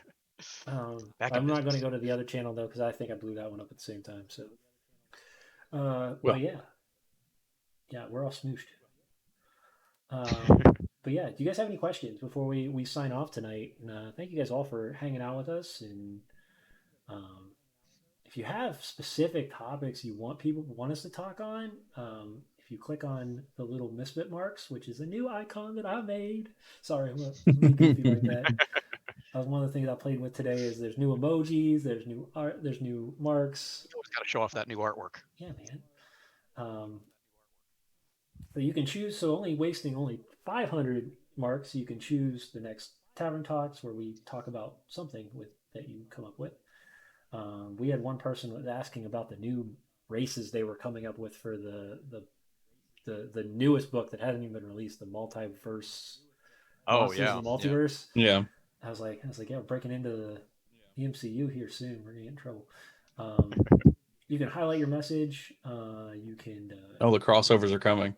Well, as Also, ask popular as it's random getting, the questions. crossovers are coming. Yep, I mean, exactly. just look what Wizards is doing. You know, crossing over D&D and Magic the Gathering now. I mean, So like yeah. Oh I thought yeah, this was going to be so Magic. bad, and then there's so much good potential to I it think that it's I was because I like, didn't know enough about Magic. There's a Mhm. rich, deep lore in Magic that I had no idea existed. there's There like is. There's worlds in novels. Magic the Gathering that are Mhm. just like tailor made for D&D. Yeah, Oh no, yeah, Really. there's novels of magic that I didn't even know were a thing. So Yeah. like if you go into any of those packs that you're like, hey, this is what this new pack is, and normally if you go on Amazon and you type in that, you could find the novel that's like 4 or 5 books for each wow, one Yeah. of the novel of the sets. it's incredible.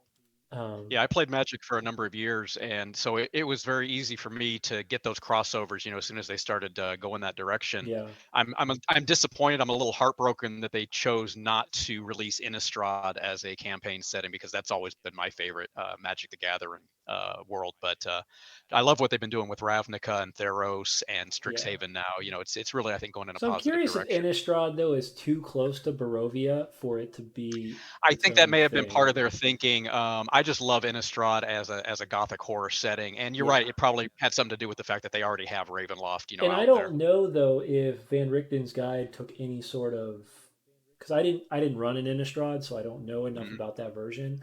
I wonder though if they took any of those feels of that Innistrad magic and mixed it in because I know there's a lot of werewolves in Innistrad and stuff like that. So Yeah, yeah. kind of the similar feel.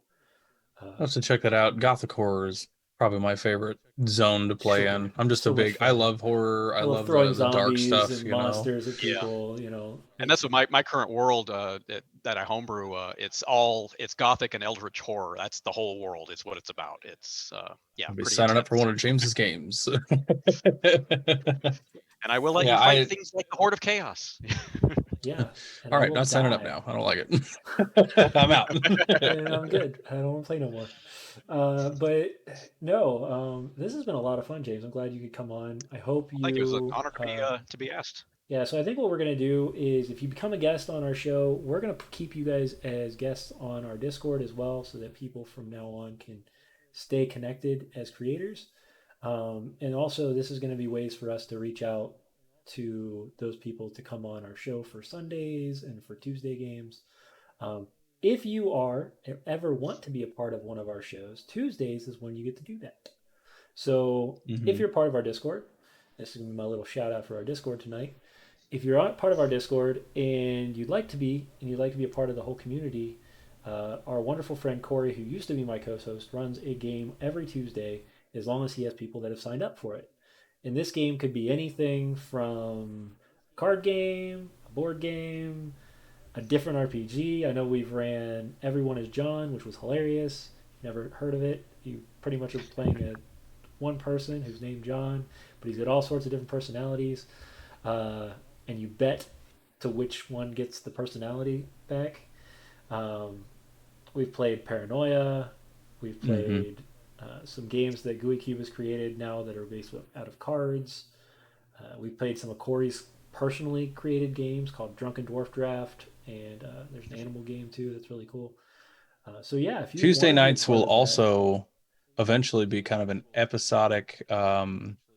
overarching story. Eventually. Yeah, it'll be an episodic Um, mystery game. yep. So there'll be 3 characters that will be known. Those will be the 3 like main characters, and then there'll be a guest every week that you can sign up with your problem, and then between you and Corey, you'll work out how to create the problem in the city that they're playing in, and you will be that guest for the week of coming in as a character and giving away your quest. So it's gonna be a lot of fun. Hmm, Um, sounds like it. and Discord would be another place as well, James. You could for your channel that we have a promotions channel. So when you are looking for those yeah, games, so that is yeah, we another have a way. Plug it on in. self Oh, promotion absolutely. channel, and I we're really looking for appreciate it. groups. So Mhm. definitely, um, right since we're at 10:30, so we've been about an hour and a half. If nobody else has any questions, we can call last call. It's up to you guys. Do you have anything you would like to talk about, James? You know, just the fact that I'm so thrilled to see how the game is growing, and I want to, you know, continue doing everything to promote that because, especially now getting into kind of what we started with, the paid aspect of it. It works in everybody's benefit. It'll create a win-win situation for those of us that do a lot of the creation on the back end, and it'll create wins for the people that want to experience that next level of Yeah, what's possible in playing D&D. yeah, and like I said, I think that customizing games for your players is crucial to making the players feel like they're part of the world. Yeah, But don't but personally I would say don't customize the game completely around your players. And part of that is because then you make it so that the players are the only part of your world, and that doesn't make any sense in real life. Things still go yeah, on. If you don't go kill the bad guy, guess what? He gets stronger. yeah. The world still exists whether you deal with the problem now or Or later. later, So yeah. It's just Oh how yeah. bad does the problem get worse? But yeah, uh, let's see here. A couple people still in chat. You guys have any final questions for James, myself, Austin? Are we still here? Maybe. Everybody fall I still asleep see on me? video. we've been talking for the last 35 minutes to no one, apparently. Yeah, that's what Yes. happens. See, that's the fun thing about this channel is hopefully it grows where people are getting experience out of it. But in all honesty, this is just here to just chill and have a good time, and we hang out with Brina. That's and that's So what D&D is. It's yeah, hanging out with your Hmm. friends and making up cool stories and having, a good time. That's really right, what the game is about. yeah. So well, I'm glad to have you, Austin. I'm glad for you to pick up the mantle for the co-host for this show. Maybe one day you'll be the host of this show because I don't think I'm gonna be able to do this forever either. Well, But I yeah, do enjoy it. I do think it's something we should definitely yeah, keep going. Just getting to talk to new personalities and meeting wonderful people like yourself, James. I would never get to do this otherwise. I would never get to have Yeah, these conversations with people on the more selfish end. I would never get to have these conversations, but man, it's fun just to meet people, get chat I involved agree. and have real Wonderful meeting both of conversations. you. Yeah, wonderful if meeting both of you, and just wonderful meeting people, in D&D, I think, yeah, in Oh general. yes. if you have friends, James, that are game masters, creators, artists, musicians, definitely at the end of our show and at the beginning of our show, there's a QR code that you can actually Mm. plug into your phone, sign up, pick a slot. We contact you a couple days early and we say, hey, what do you want to talk about? And that's what we bring on the show every week. Um, Absolutely. I have a couple people in mind right now that I think would be a good we'd fit and might love have a to, lot of fun with you. if they So got the same I'll talk. personality as you, we'd love to have them I will because it's just been definitely a Right. steer them in blast. your direction. Definitely. Definitely appreciate it. And we're, like I said, for people who are hanging out, we've got some crazy ideas that we're trying to pull off here in the next couple months. Some people that we have no reason trying to get on this show that have the possibility of being on this show, and I'm so excited. Can't name any names yet, though, right? Um, No, so badly so want to, but so probably badly not. want to because I don't want to give it up. I don't want to give it away and then it not happen. Yeah. Um, Don't No. want to disappoint.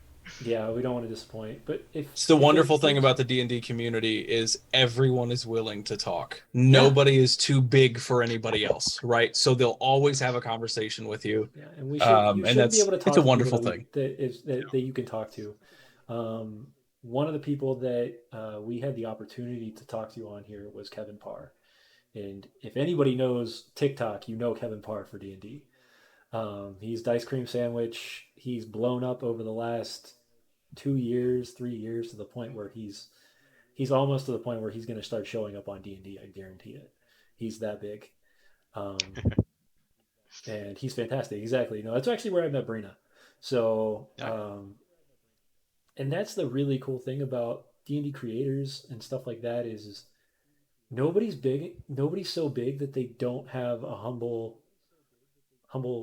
way of connecting. Yeah. I Um, mean, we all came from the same place. I mean, yeah, really. and most of us came from that basement. you know, no matter Or if you some were variation rich, on the theme. Yep. yeah, no matter if you were Mhm. rich or poor, you came in from a kitchen table playing with dice, and Yeah. and that's what's amazing about this game.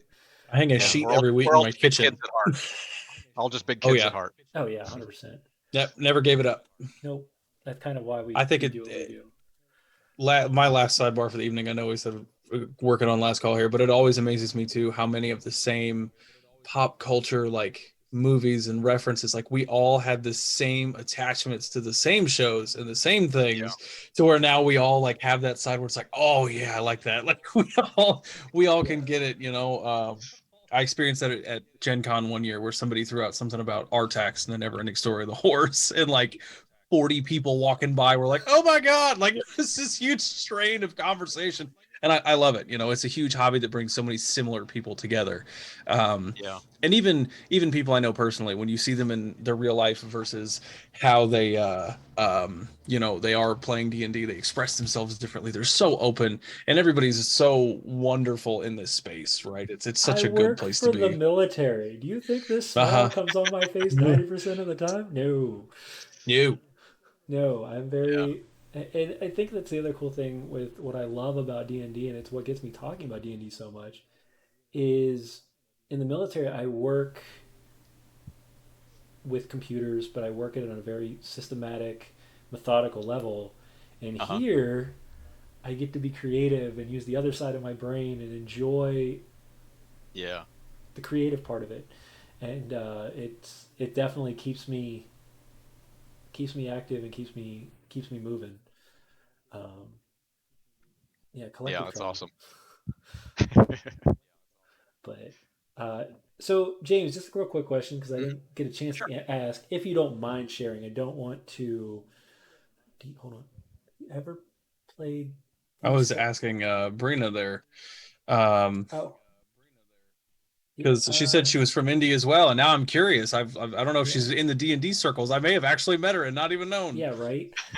Yeah, so that's what I was asking you is where are you located at in the U.S. If you don't mind me asking, you don't have to put Oh, exacts, of I course. actually. Oh yeah, no worries. I am actually in Las Vegas, Nevada.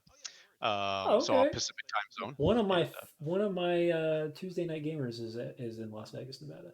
oh, He actually for my birthday because I'm a big nerd. He made me that. So it is a full model of Wing Zero from Gundam, and he custom painted this for me. So I was that's super sweet. uh, with that. So that is his showcase that I keep telling him I'm going to do. Um, Yeah, we all have but our little toys and things. yeah, but it was from the heart, which was really cool. I didn't ask him to do it. Yeah. Um, he just, I've been his game master for almost a year now, and he was like, "I want to do something for your birthday," and I was like, "Sweet, I don't care what it is. It's something I didn't have last week, so we're cool." And he sent me that, and I was blown away because it was custom painted, and I was like, "Whoa, that's way Yeah. better than I could have ever done." And miniature Um, painting is not easy.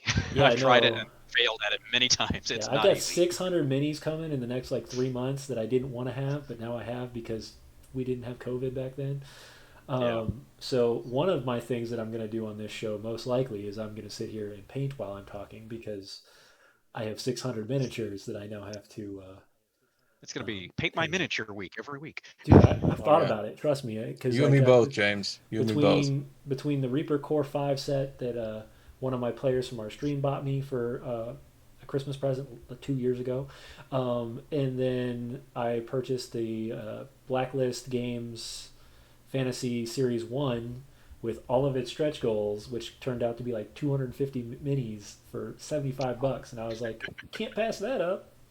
Right. So, yeah, I've I'm got gonna like be really busy with the 500 painting myself miniatures. between now and Gen Con, Yeah, well, there's that with my too. new project. Yeah, So yeah, another project for GUI Cube that's a community project, but we're yeah. recreating a big 3D event. One of the main areas is being recreated, and it takes like 2 tables to hold. It's massive.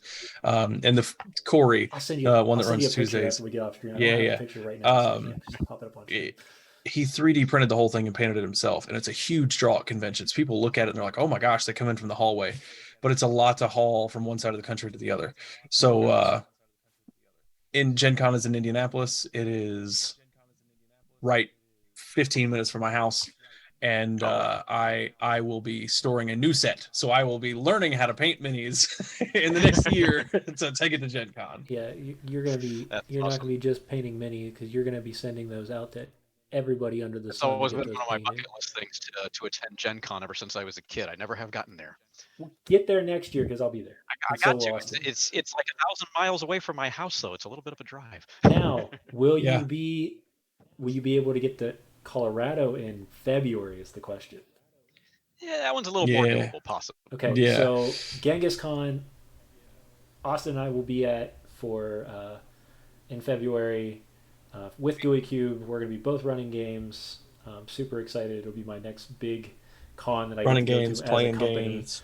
Well, it's cool because now I can say like I'm going to cons to play and run games for other companies, which I think is Oh just yeah. absolutely I get to awesome. go work cons. Yeah, Yes. I get to go work cons, and the only thing I'm paying for is travel. It's Living fantastic. the dream. Hmm. Um, Yes. not dream yet. I'm not getting paid to go to the con, but I'm at least getting paid Oh, while I'm at the getting there, con. getting there. Halfway to Moving the in that dream. direction. It's halfway to the dream. The dream is to not have to work and do this all day long. This is the dream. Yes.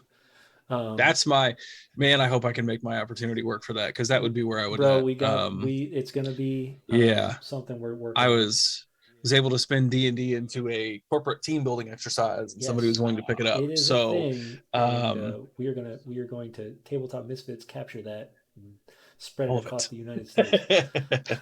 That's the goal. Anything we Um, can do to run Dungeons and Dragons and somebody sees the value in what it brings, because Oh, it's as absolutely. somebody, I went to college specifically for working with children with mental health issues and things like that in the mental health fields, and D&D Hmm. is this incredible tool for them as well. yeah, There's just so many applications. You can have a great time with it, you can use it for things, and man, getting people to see that and the increased popularity does nothing but help with that as well. yeah. I mean, we ran um the one shot with for Games to Grow, and I was blown away. We made $2,500 to raise for Games to Grow. I was just Nice. astonished. We had one anonymous donor who donated $1,000 just between one person. I was just dumbfounded. Yeah, it's wonderful to see all the community, charity events and different things that they have now that are centered around D&D. Yeah, It's really giving back. yeah. So Well, much mhm. is a part of it any of our Wednesday games that we are going to run will be charity based. now. Mhm. Even if it's a bunch of dungeon masters getting together. I know March we have one planned. I don't know any of the statistics on that one because it's not being ran by me uh, and my party. So we are a group of 5 of us. So everybody that plays on the stream, we work as a company together. And they said, "Nope, you're not doing this one." And I went, "Okay, cool.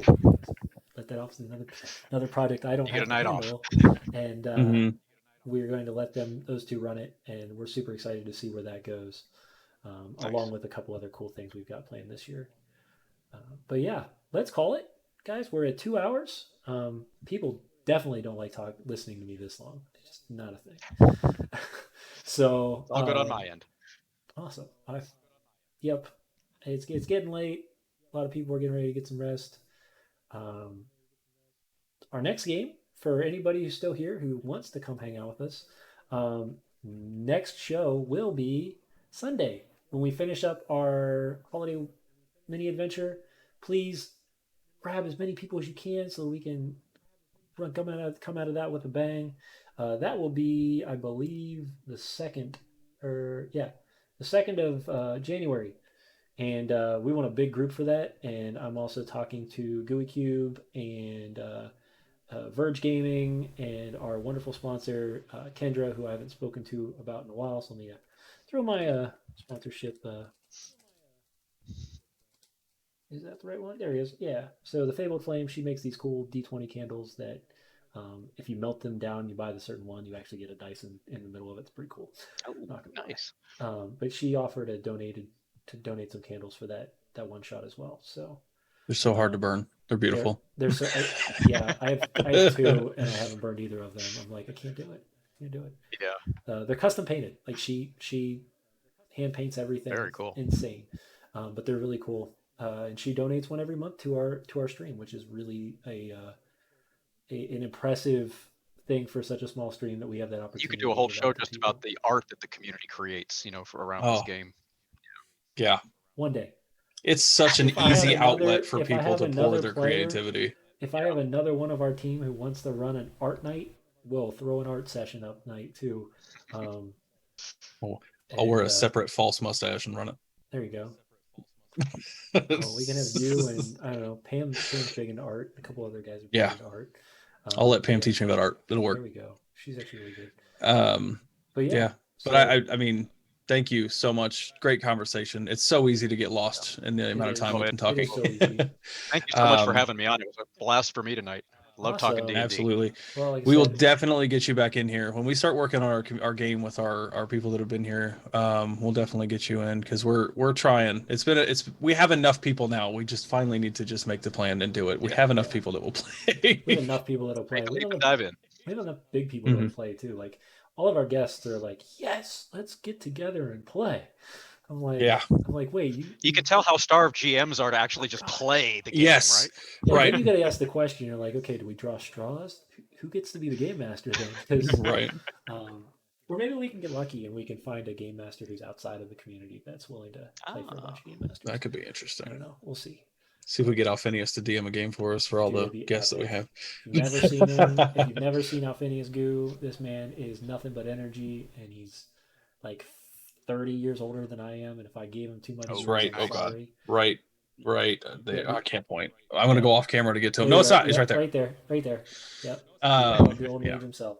But Nice. yeah, no, it's been Don't a say blast, old. James, Don't say and old. he'll be all right. He's very seasoned. But yeah, it's been a blast. And normally we don't talk this long, but I don't mind going over because it's a lot of fun. And I don't Yeah, have it anybody has in been. my crew that's yelling at me to go do other things. So I take that opportunity when I can. Hmm.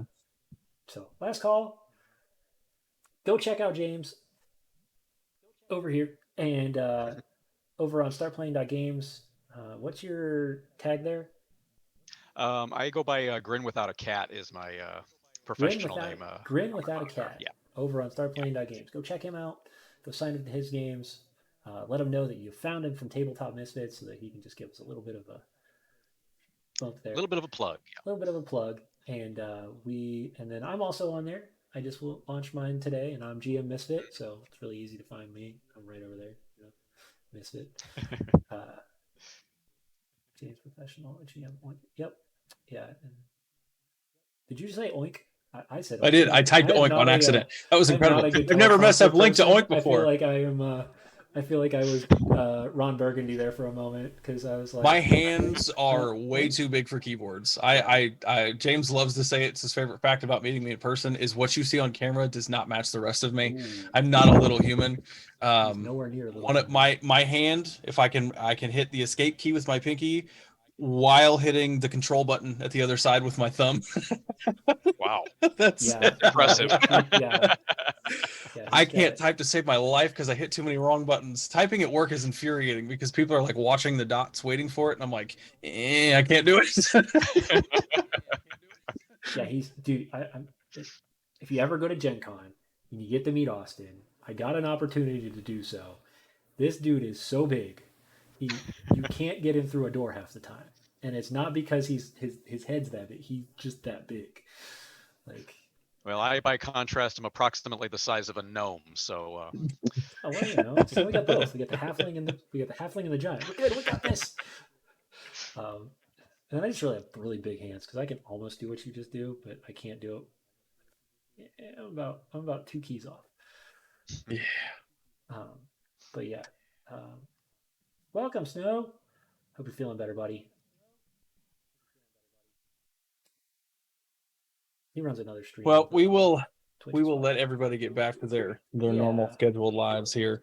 their all right. scheduled lives. Thank you all so much for staying this late with us, James. Absolute pleasure. Thank you so much for coming on. Thank you so much for Um, having me. Been a pleasure. we'll please stay in the Discord and stay in touch. Anybody here in the chat as well, you can obviously James will be in the Discord. If you have any questions for him, please reach out.